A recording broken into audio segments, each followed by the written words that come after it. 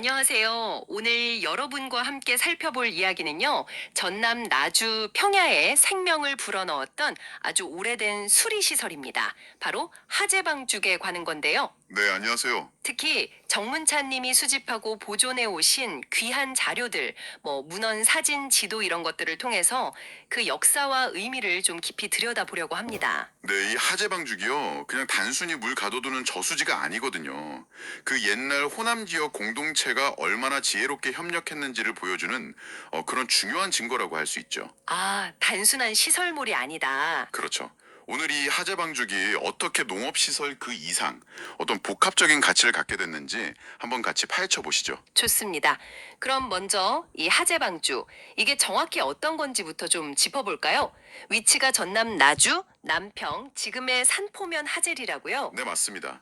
근데 이게 참 재밌는 게 시작은 정말 보잘것없는 작은 샘이었다고 해요. 샘에서 시작했다고요? 그 큰 저수지가? 네. 근데 그게 당시로서는 꽤 큰 규모의 저수지로 발전을 한 거죠. 여기서 진짜 주목해야 할 점은 이게 뭐 개인의 이익을 위해서 만든 게 아니라는 거예요. 남평 지역의 호족들, 그러니까 그 지역 유력 가문들이 힘을 합쳐서 그 울력이라고 하죠. 공동 노동, 그걸로 만들었다는 겁니다. 아, 울력으로요? 그럼 이건 단순한 공사가 아니라, 뭐랄까, 공동체 전체를 위한 어떤 큰 결단이었겠네요? 바로 그겁니다. 공익적인 결단이었던 거죠.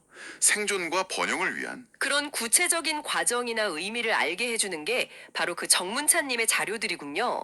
이 자료들 가치가 아주 높다고 들었습니다. 오, 그럼요.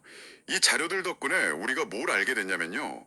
하제 방죽에서 시작된 물길이 나주 3대 평야까지 그 넓은 땅으로 어떻게 흘러갔는지 아주 상세한 경로를 파악할 수 있게 됐어요. 경로까지요? 네.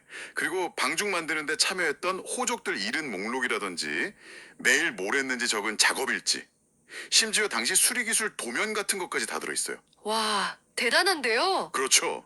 이건 그냥 한 지역의 기록이 아니라 우리나라 전체의 수리기술 역사, 공동체 문화를 보여주는 정말 국가적인 자산급이에요. 자칫 잊힐 뻔했던 건데 다행히 지금은 나주박물관에 기증돼서 그 가치를 인정받고 있죠. 정문찬님의 노력이 정말 빛을 발했네요.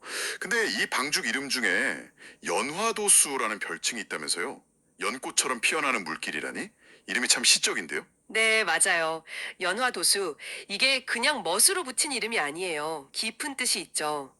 단순히 물을 가두는 걸 넘어서 사방으로 뻗어나가는 그 물길 시스템 전체를 아우르는 표현이면서 또 동시에 불교적인 거나 풍수지리적인 의미도 담고 있어요. 아, 풍수지리까지요? 네. 특히 그 나주정씨 호족들 묘소랑 관련해서 명당사상이랑 연결되는데 연꽃에 활짝 피는 것처럼 자손들이 번창하고 지역 전체가 달 되기를 바라는 그런 염원이 담겼다고 봐요. 실용적인 목적에 그런 정신적인 염원까지 담았다는 게 참 인상 깊네요.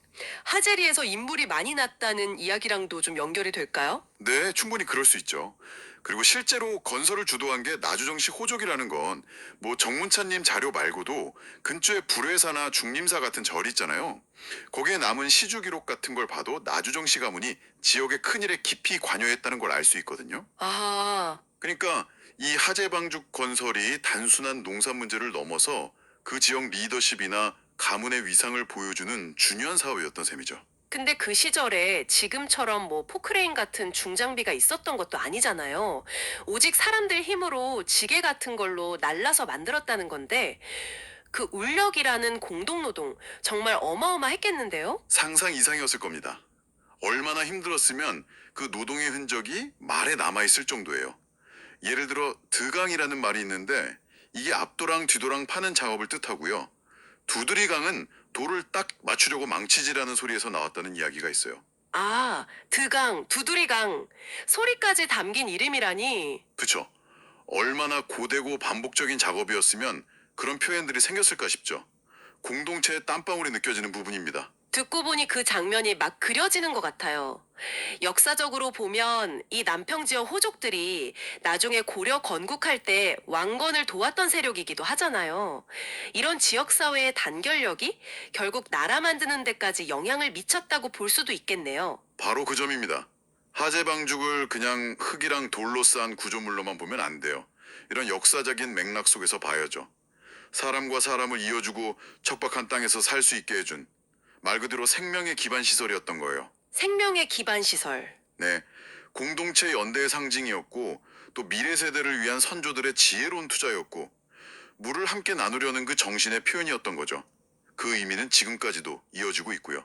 결국 하재 방죽이라는 게 그 시대의 뛰어난 수리 기술을 보여주는 증거이기도 하지만 그 안에는 공동체의 힘, 또 미래를 향한 염원, 깊은 문화적인 의미까지 다 녹아있는 복합적인 유산이네요. 맞습니다.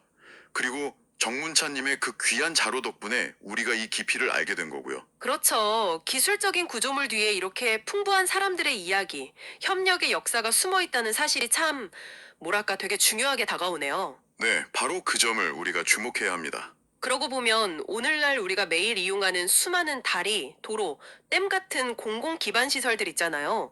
그 속에는 과연 얼마만큼의 공동체 이야기와 미래를 향한 염원이 담겨 있을까요? 한 번쯤 우리 주변의 시설들을 다른 시각으로 바라볼 필요가 있겠다는 생각이 드네요. 이 질문을 여러분께 남기면서 오늘 이야기는 여기서 마무리하겠습니다.